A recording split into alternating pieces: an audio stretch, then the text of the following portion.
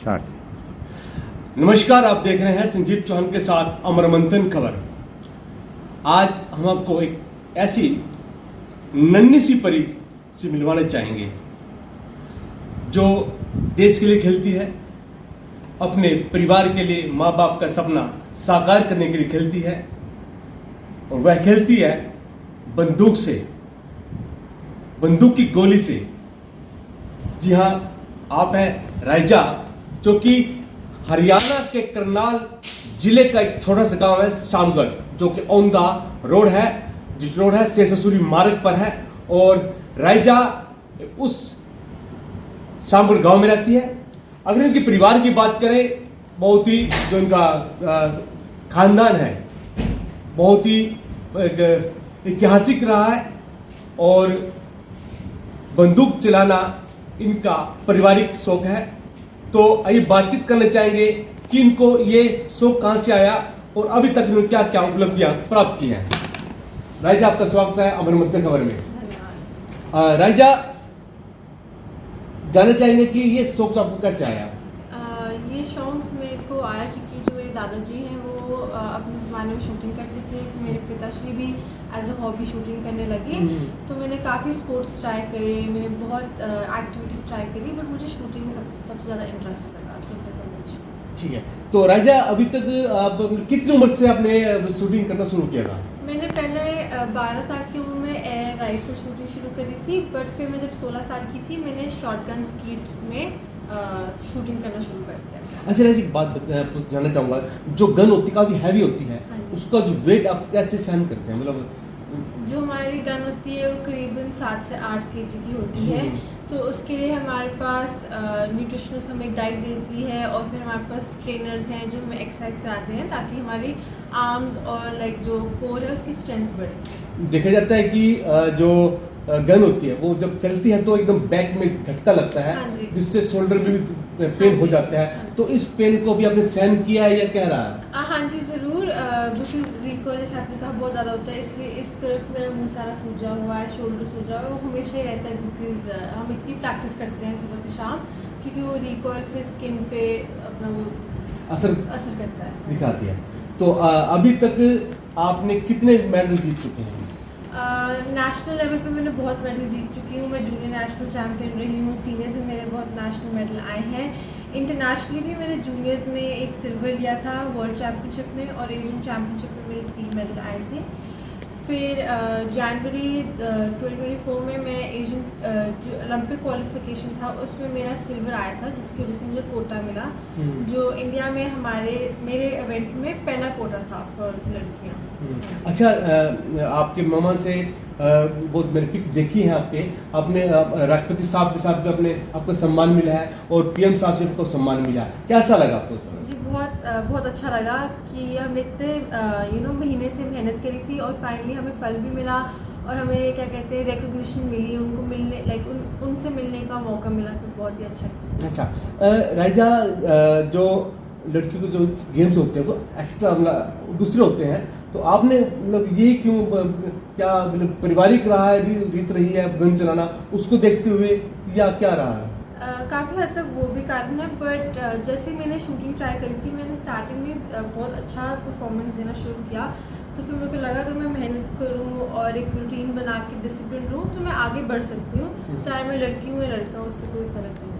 अच्छा राजा, एक बहुत बड़ा मैं सवाल पूछना चाहता हूँ आपसे। मैं ये गेम बहुत बड़ा टफ गेम है, तो इस गेम में मम्मी का या फादर का, किसका ज़्यादा आपको सपोर्ट रहा? मेरे को लगता है मेरे फादर का ज़्यादा सपोर्ट रहा है। उन्होंने मुझे खींचा, मुझे इस गेम में इंट्रोड्यूस किया। जितना भी मुझे इक्विपमेंट हो या फिर ट्रेनिंग हो, टेक्निकल ट्रेनिंग हो, वो सारा उन्होंने ही सिखाया, उन्होंने ही बेस बनाया है। एंड ऑफ कोर्स मेरी मॉम ने बहुत हेल्प करी है। उन्होंने मुझे साइकोलॉजिकली और मेंटली बहुत हमेशा स्ट्रॉन्ग रहने को कहा है। तो टीम वर्क है जी। मैम, आपकी बेटी जो है बड़ी स्ट्रॉन्ग है, इतनी हैवी गन को चलाती है, तो किस प्रकार से आपने इनको प्रेरित किया, सपोर्ट किया? पहले तो मैंने कभी इसको ये सोच के बड़ा नहीं किया कि ये बेटी है, क्योंकि ये मेरा अकेला बच्चा है, तो कभी दिमाग में नहीं आया कि बेटा भी होना चाहिए। मेरे लिए तो ये मेरी दुनिया है, तो मेरे हस्बैंड के लिए भी ऑफ कोर्स। तो हमने इसकी परवरिश ये थोड़ी ऐसी करी है कि इसको मेंटली स्ट्रांग बनाया है। ये इंडिविजुअल गेम है, हमें बहुत लोगों ने, हमारी फैमिली ने भी बोला इंडिविजुअल गेम है। इंडिविजुअल गेम में क्या होता है कि अगर परफॉर्मेंस अच्छी ना हो तो एथलीट खुद पे सारा स्ट्रेस ले लेता है। जब ग्रुप गेम होती है तो ग्रुप में ये होता है कि हाँ उसने गोल नहीं किया या उसने पास नहीं किया, तो वो एक कॉमन वो होता है कि बंदा डिप्रेशन में नहीं। जो बस इंडिविजुअल गेम्स होती है ना, वो ज़्यादा स्ट्रेसफुल होती हैं। तो ये दिमाग में ज़रूर आया था मेरे एक दो बारी कि हमने इसको इंडिविजुअल गेम में डाल दिया, कहीं इसको मेंटली ज़्यादा स्ट्रेस ना हो। तो वहाँ फिर मैंने एज अ मदर इसको और काउंसलिंग शुरू करी, और मैंने इसको ये सिखाया है कि it's a sport, please take it as a sport, don't make it your life is much bigger than the sport. अगर ये थॉट रख के ये चलेगी तो ये मेंटली रिलैक्स रहेगी और ज़्यादा स्ट्रेस नहीं लेगी, एक ईजी माइंड के साथ खेलेगी ना। मैंने इसको बोला, मैंने एक चीज़ के दिमाग में बहुत डाली है कि do not look at other people's game, they are not your competition, you yourself are your competition. आपने अपने से जो लास्ट कंपटीशन किया है उससे बेटर परफॉर्मेंस देनी है, और ये देती भी है। और कई बार जब नहीं भी देती तो फिर मैं उसको फिर इमोशनली कर देती हूँ, होल्ड करती हूँ, कुशन बनती हूँ इसकी कि कोई बात नहीं, this is many more to come, so relax, it's not the end of life. अच्छा, कुछ समस्या भी आती होंगी बीच में गेम्स के दौरान आपको, तो कैसे उनको हैंडल करते हैं? जी ज़रूर। हमारा स्पोर्ट आउटडोर स्पोर्ट है, तो अगर हवा चले या फिर बारिश हो तो हमें फिर भी शूट करना होता है, और उससे गेम बहुत बदल जाती है। जो टारगेट है वो उसकी फ्लाइट पाथ चेंज हो जाती है, तो उसमें बहुत मुश्किल होती है, बट फिर वो एंड मोमेंट अडेप्ट करना होता है।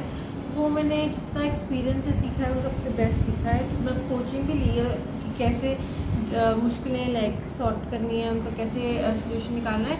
बट जितने मैंने कंपटीशन खेले हैं, हर कंपटीशन से मैंने कुछ सीखा है, तो एक्सपीरियंस सबसे बेस्ट।